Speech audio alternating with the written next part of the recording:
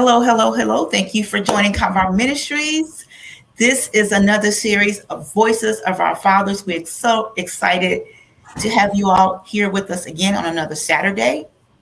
Please make sure you share and join and let everyone know that we are sharing this wonderful series and we're on today. Today with us is Cameron Wright. Woo-woo! Cameron in the house. Cameron in the house. So, uh, Cameron is a father. He's a professional chef. He's a husband, and he's a man of God. He's wears a lot of different hats. So I'm going to let him introduce the rest of him, of himself, and then we will start with the questions. Is that fair, Cameron? That's fair. All right. So Cameron Wright, to my right. Hello everyone. I am Cameron Wright. I do wear a lot of hats. I am a father of four, but I also a father of many. Um, Not just my own biological kids, but I also father, coach, um, uplift other young men. I've coached football on high school levels, from freshman to varsity. Also track, in ministry, and just in general. So not just a father of mine, four boys, but I father a lot of people, in different ways. So I mean that's the gift that I have from God, being able to father other people or give them some kind of stability as a father and give them advice and feedback about different things. Even my brother, he calls me about whatever, so I give him advice. Sometimes I follow my brother. But that's what you're supposed to do. Give back. So Absolutely. Absolutely. Well, Cameron, we are glad that you're with us today. So I have a question for you, Cameron. Being a father, and I know you were what'd you say? Fire away. Fire away. Um, so Cameron, first of all, I know that you were a young father, and if you would like to elaborate on it, that'd be great. And then if you could add to that the difference or what you have learned being going from a young father to being a father in the kingdom. And what is the difference? Is there a difference? I get asked that question a lot. For me, I can only speak for me. I start. I became a father at 17. So not only was I a father at 17, I was still in high school. I had my son at my junior year. Said I had finished my junior year and my senior year of high school, let alone work, provide, and play sports and keep my grades up. So that was a struggle, but I did it. I have people to help me, push me, motivate me in different ways. I have different mentors, coaches, etc. So it was hard. I don't suggest anyone to have kids in high school. Wait till you're ready. The question was asked. As a young father, I struggled about different things, sacrifice. I didn't get a chance to go to college right away. My son was my first priority, only priority I had for a while. Got married young, really didn't work out. Um, it was just had a different background. My background wasn't the same. So, been raised in the church my whole life, but being raised in the church and being in the church is not the same thing. You could be raised in the church and not have any church in you at all. You might have some sprinkles of church, but really don't practice anything. You just go to go. Me, that wasn't the case. I had church in me from the beginning. So just being having that stability and that foundation helped me as a young father, being able to do things. Lean on my grandfather was a big motivation in my life. My uncles helped me, push me, motivated me in different ways. No, I had struggles a lot. So I struggle with temper, trying to understand, maintain different things, struggle with my jobs, trying to maintain a certain job and provide for my son. I had my other son that 25 or 20, 23 or 24. So then I had another son at 25. So I had my three sons all in my 20s, teens and 20s. So we didn't get a chance to really grow as a young man and trying to figure out who I was as a man, and then trying to figure out what spiritually and still be a father. So it was a struggle. By the time I got in my 30s, kind of like really settled down spiritually.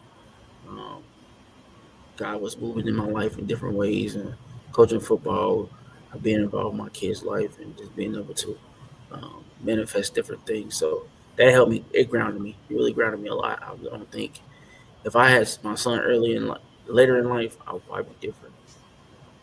It kind of motivated. It kind of grounded me a lot. Made me more just aware of my surroundings, around people and different things. As I grew into the ministry, I just grew into as a father, and just grew in as spiritually. A lot of things I didn't do anymore. There's a lot of things I didn't partake in, and different things. I wasn't really a club person. In my 20s, I was.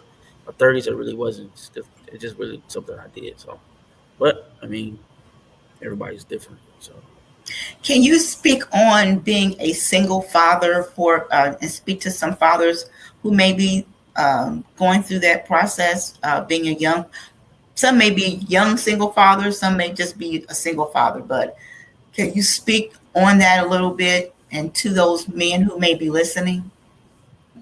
yeah. The importance of it in the So process. prior to being a young father, I did take some parenting classes in high school and outside of high school. It really helped me a lot. And being a single father really was hard because I couldn't really had to really be uh, strategic about who I'll be around, place my kids around, stuff like that.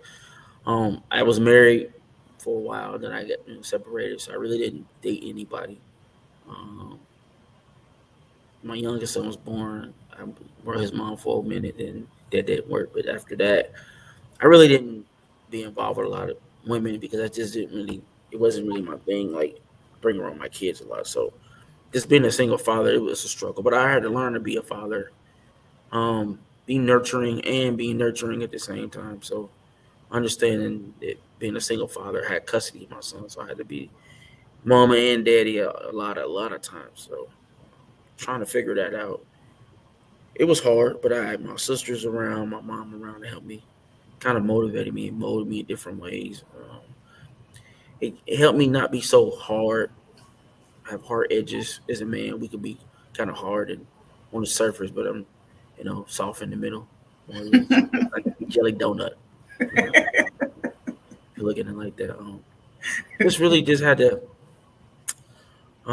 look at things differently, man. Like approach stuff differently, different than my parents did for me.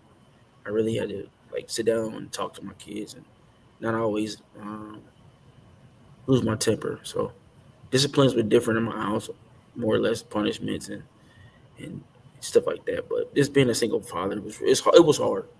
It wasn't easy, but it helped me be a better parent. Really, be more in control of what I'm doing, and be more and aware of my surroundings with my kids and stuff like that. Very good. Maybe be picky about who I want to be with too. Okay, talk about that some. Because like you can't really everybody's personality ain't the same, everybody's vibe ain't the same, everybody's background ain't the same. So when it was time for me to look for a wife, somebody I know who could be one of my sons and be able to be nurturing and still be a mother, even though they're not their mother. I was just I was picky. It had to be a woman of God who understood me as a man of God. So I couldn't just it couldn't be anybody. It couldn't just be anything I see with a pretty face and a nice smile. So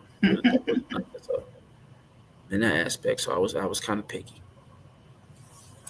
Well, it's important to make sure that we are equally yoked and that somebody can be there in support of each other in that spiritual walk and just in the everyday walk, that you can have that support system and they can be that better part of you or that other part of you. So I think that's really important. And I think it's good that you had enough insight to know that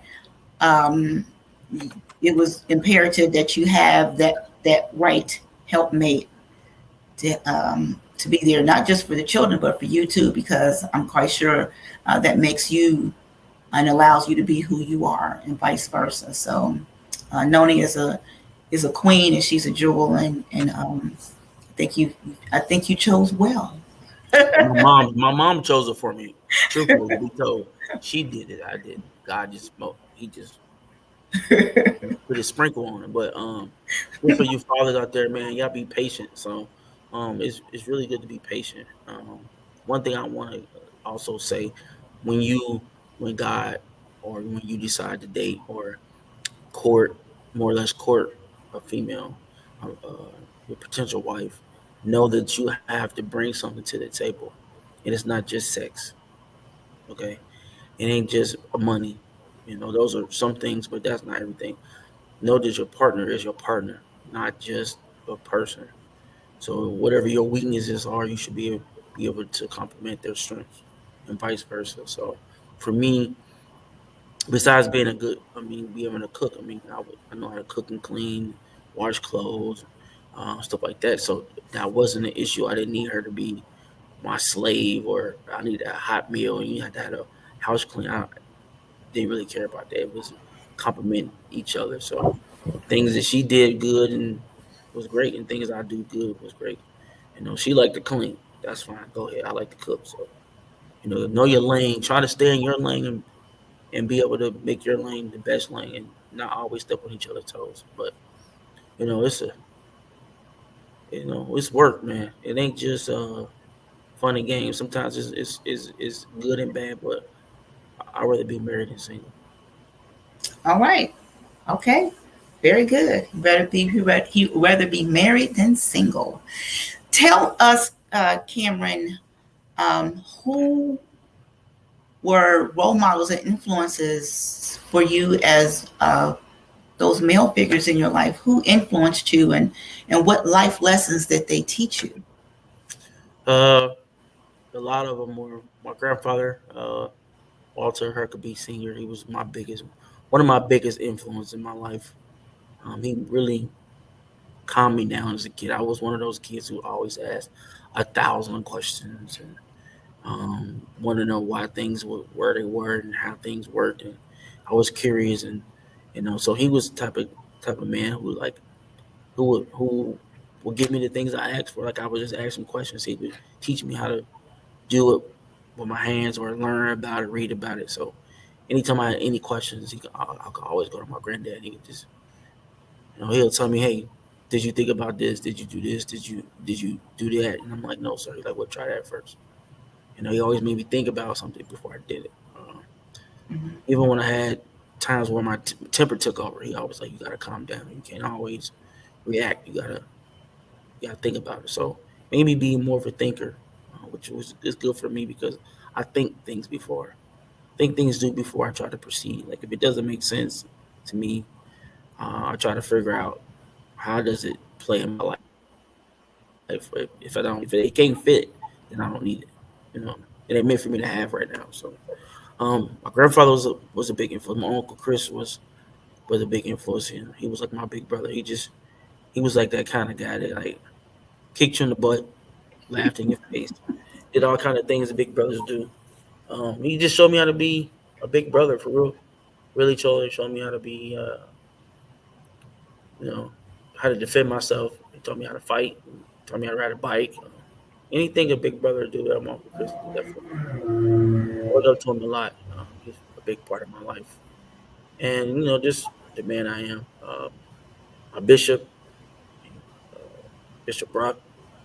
Spiritually, he was my spiritual father. He really molded me in a lot of different ways, and been the gap where my dad wasn't at. I had a lot of other guys in my life, Bishop Cephas, Bishop Jordan. Those guys really motivated me spiritually, um, and different things that I did.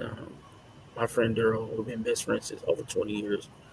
Through thick and thin, anything I ever been through, he's been right there with me. So everything you can think about, somebody being with you over 20 years, that's a long time to deal with somebody else. So been Absolutely. there my whole life. most of my life, from the 7th grade to now. Never left my side, no matter what. So, my dad, big influence on me. Some things we don't get along about, some things we do, but he always give me good advice. He always tell me, "Well, you ain't gotta listen to me, but this is what I think." So, Mhm. that's his niche. But he always call me, tell me he proud of me and the man I became and stuff like that. So, those are some of the guys in my life. Uncle Rusty, um, and he looked up to him a lot of different ways, just entrepreneur wise, real good businessman, smart with money, really frugal about different things. So taught me how to work with my hands and build my own group. Ricky, he just taught me how to be brave, like really be brave, and told me it's okay to cry. Nothing wrong with a man crying. So those are just a few guys. My coaches that I had in my life, Coach Erkins, Coach Jackson, since I've been in Little League football, Coach Williams, they taught me how to be strong and not give up. Um, Coach Estes taught me how to play baseball. There's different guys really push me in different ways, and every time I look back on life and different things I've done, I laugh like, oh, I remember this, or I remember that. I remember somebody said this to me. Just I had a lot of different people in my life that kind of molded me in a different way. So. Mhm. What if you could say one thing to young men and young women who may be searching for a father or father figure? What would you say to them? And um, what would you say to your younger self? What advice would you give to your younger self? First advice I get to my younger self is be patient. Listen, listen to the people that are older than you. They're wiser. I wish I would have listened to a lot of different things my grandmother, my mom, and my dad told me when I was younger. I'll probably be in a better situation. Um, Not have sex early in life. It ain't. I mean, it is what it is. In the end of the day, it ain't going nowhere. So those are a couple of things I would have told my younger self. Follow your passion. Don't give up. Don't get discouraged. Stuff like that. A couple of things I would say to women. Um, First of all, us men, we do have hearts. We do have feelings. So don't think we don't because we don't show them all the time. We do. We just show them in different ways. We also communicate differently. Just because they're not communicating the way you feel they should communicate, don't mean they don't communicate. We both have to be open minded and listen to each other in the way we talk and listen. Same with men. Women don't always listen to men, or we don't communicate the same way. Women are more emotional, so they communicate with their emotions versus anything else. We are more we are more of a thinkers and strategies, so we think about the process before we do it. So that's how our communication process. But we just have to be able to tap into both. Not be so close minded, women. Men not be so unemotional. So the key is listen and not listen to always react or have something to say. Yeah. Women who out there looking for a good man, it's about not what the money look like, what kind of car they drive, or anything. It's just the person. You gotta understand the person. The person gonna come with some baggage. They're gonna come with some hurts. They're gonna come with some ups and downs. So you gotta be able to say, can I weather the storm? Can I be the yin to his yang? Can I be the strength to his weakness? Same vice versa for men. If you meet a woman who have kids, there's gonna be some issues. There's gonna be some baggage. You got to be able to say, can I stick in there? Can I be able to motivate her and push her? And it ain't Mhm. always about do what I say. You got to be able to uplift each other, motivate each other. I push my Absolutely. wife every day, like, you good at this, do that. Let's try this, let's try that. Vice versa. So we can't just give up. Just be patient, man. Like, things ain't gonna happen overnight. Hmm. Things ain't gonna be like perfect at all costs. You got to be able to say, okay, let's try this, let's try that. You got to have a game plan. This is my closing question. As a father, what would you say to mothers who may not have a whose children may not have their fathers in their house? Um, what would you say to them about the importance of the relationship of a father? Well, I have two beliefs, with two thoughts on it. Less. You have fathers out there who are great fathers, who are in their kids' life, and you have guys out there who ain't. That's just true. And mothers, both vice versa. So, for me, for women out there who not with their father, the kids of their father, or whatever, the importance of them to be involved in their kids' life. Don't use the kids as pawns, because at the end of the day, it's gonna hurt you in the end. The kid's gonna ask you, "Well, what happened with my dad? Why my dad ain't around?" You got to come up with some kind of lie instead of just being honest with yourself. Okay, it didn't work. Don't use that as an issue. Try to work through your differences and be co-parents. I mean, that's the best way, because your kids are gonna be part of you and part of them. So whatever you see in your son or daughter, it's gonna be the mirror of what you're looking at, good and bad. Mm-hmm. It's gonna be half of whoever you made it with and you. So it's gonna be sometimes you dealing with yourself and you ain't know how to deal with that person because you never dealt with it. Now that person is in your child, so you like, oh, he like his mama. No, that's you. Oh, he like his daddy. No, that's you. So you gotta start dealing with some of the issues you got. And that's gonna help you be able to deal with some issues your kids got, because your kids didn't ask to come here. Y'all made them kids together, so y'all got to deal with each other personalities, each other's, quirks and quinks or whatever it is. It is like my sons are all three are different. They like me in a lot of different ways. They like three of me. So I'm dealing with three of me at different times. I'm like, oh, that's me. Oh, Mm-hmm. so I got to see, okay, where was this part of me, and where was I at this part of my life, and what can I do different? How can I stir him in a different way? It's not easy. Sometimes you got to take a breath and be like, okay, I can't deal with you right now. I got to, Right. this is how it is. So I just say to women, and also be picky about who you put around your kids, especially women who got boys. You can't just bring every man in your life, Mm-hmm. no, because they look and watch. I Mm-hmm. know I'm very protective of my sisters, and my mom, and and they look and watch, like, oh, Mm-hmm. who's this guy? Vice versa. Absolutely. And if you have daughters, you can't just bring any man around your daughter, That's right. because especially if you're not letting them see their father, they're gonna gravitate to what you bring, Mm-hmm. and if the father is in their life, that's an open conversation. Hey, I'm dating this person. I'm dating. They should be involved in that too. Like, be on the same page, because that person gonna be around their kids. So Mm-hmm. I mean, that's just how it Absolutely. is. You got to be open minded. You got to look at this. I have kids with a person that I'm not with, but I'm dating somebody that's not my kid's parent.